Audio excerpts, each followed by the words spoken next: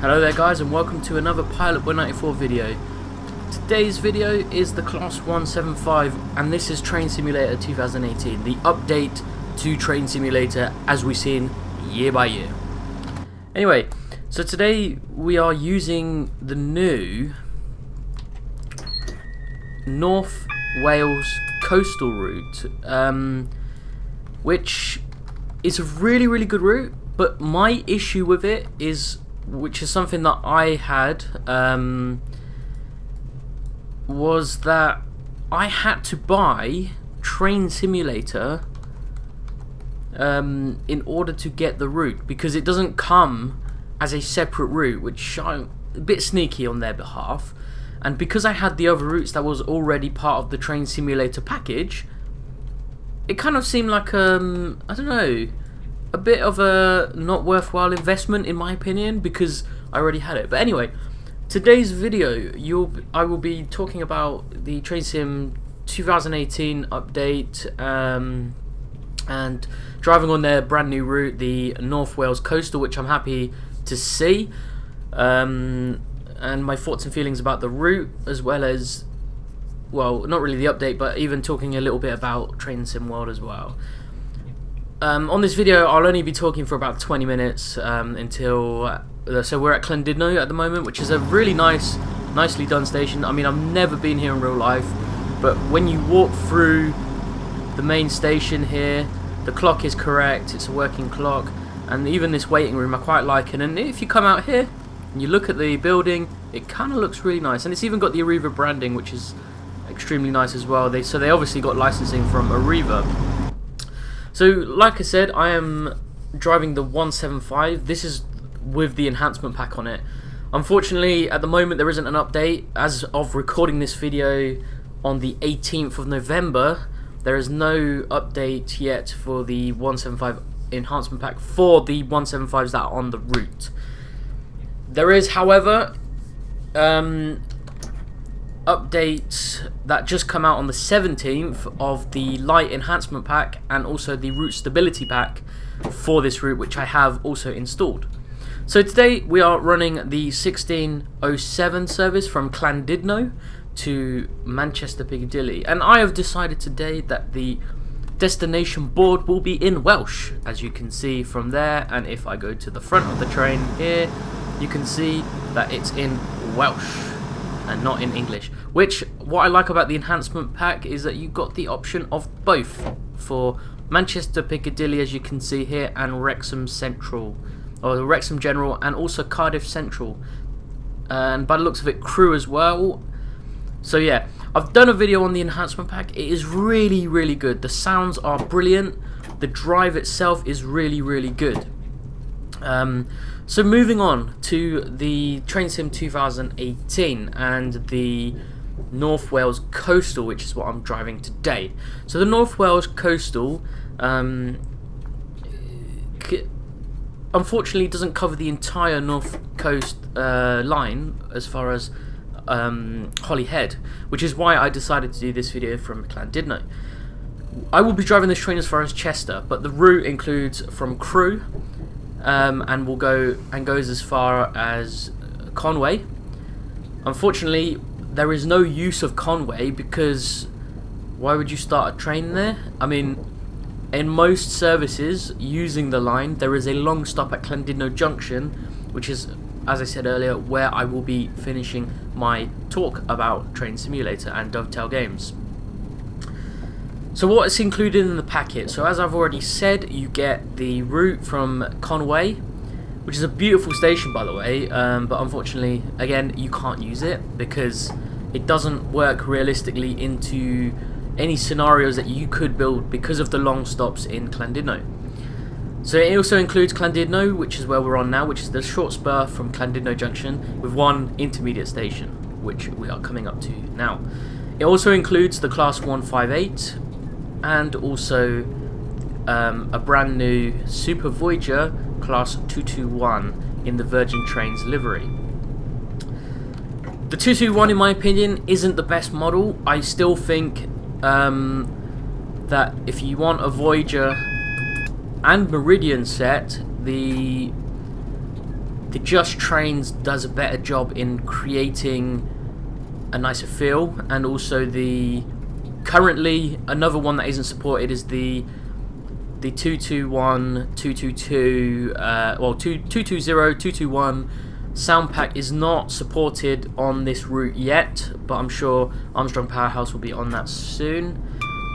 Also, the 158 sound pack is not yet supported with this route yet, so that's as of the 18th of November. So until those sound packs are sort of put together, at the moment I am driving the 175 from the Bristol to Cardiff South Coastal route because it supports the Armstrong Powerhouse enhancement pack, which is, as I've said in my video about it, it is really, really good, and it's nice. The reason why I'm doing this video in the 175 as well, because it's nice to see another route that I can use the 175 on, because currently now there's only 2 routes really to do realistic scenarios. Obviously I've tried to use them on various routes just to have a little play around with it, because I do like the way that this train drives. Honestly, I really, really do. So like I've said, that's the rolling stock as well. The route actually does look really nice, honestly, and it performs really well compared to most train sim routes. But the problem that you kind of face with it is that when someone like myself, a scenario builder, I've been looking through real train times to see what kind of train movements there are, and if I'm honest, there isn't a lot. I mean, you'll see it in this video if you decide to watch the cab view as far as Chester. There isn't really much going on in terms of train movements, and it's a bit of a shame when you think, but it is a really nice route. I mean, I've never been on this route on a train in real life, but I have followed, I think it's the A5, which runs parallel to this line most of the way over the North Wales coast. Okay, so moving on from that, I've talked about 2018. I think it's a bit disappointing that I had to pay for the new 2018. In saying that, it's the same price as buying a route anyway, but the fact that I already had all the other routes kind of like, was a bit like, what, I was actually quite tempted not to purchase, but I wanted to purchase so I could do this video and talk about Dovetail Games, because Train Sim World, as much as like it's nice to see the next generation, I'm not really going to do a video on it because I don't feel like I should. Mostly because it's not that I'm having problems with it, it works fine.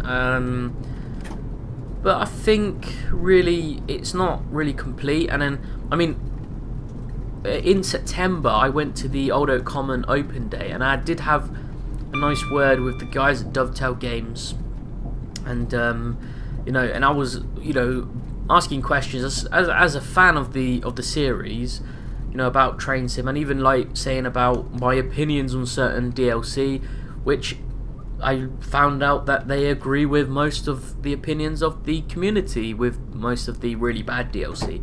So that's quite a positive thing. And also talking about Train Sim World and also Flight Sim World from Dovetail Games, that that they were saying basically they are work in progress. They're not 100% complete yet.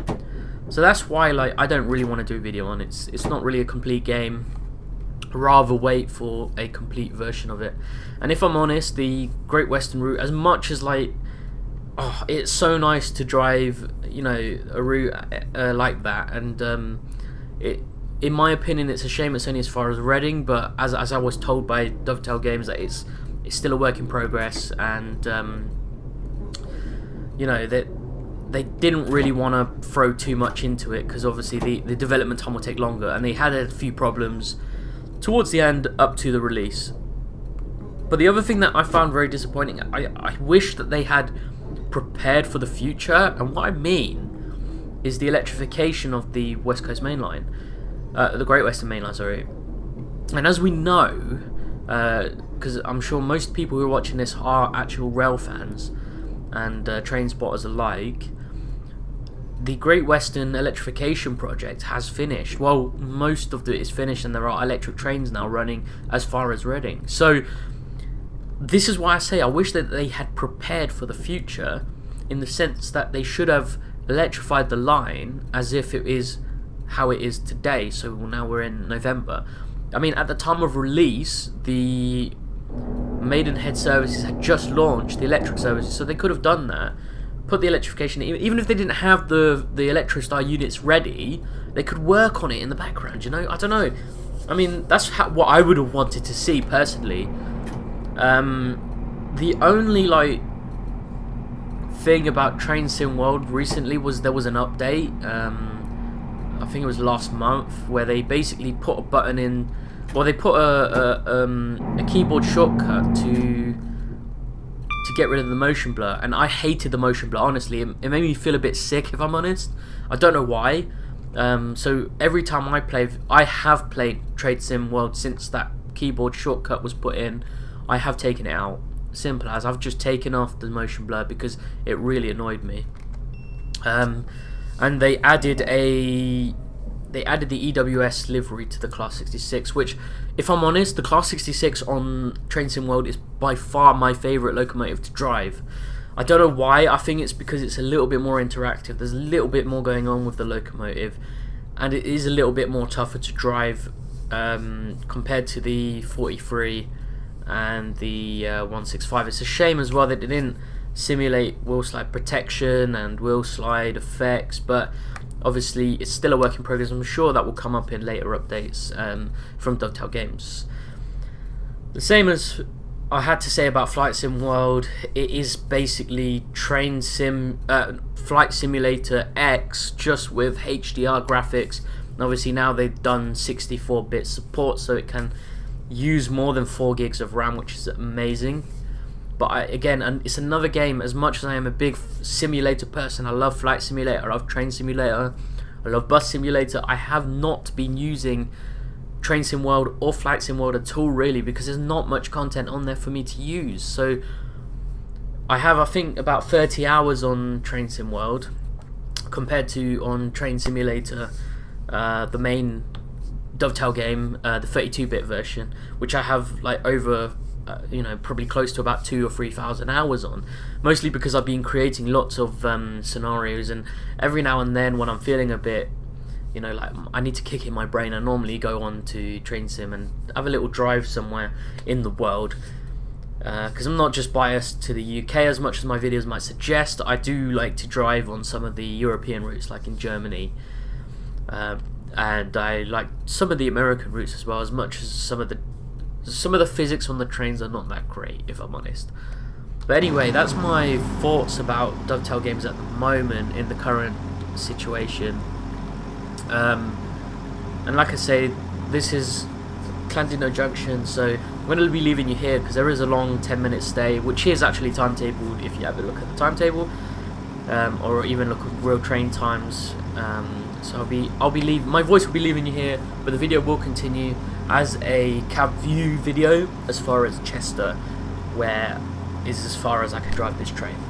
And like I say, this is the 1607 Llandudno to Manchester Piccadilly service, which runs Monday to Friday on the winter timetable as far as December. So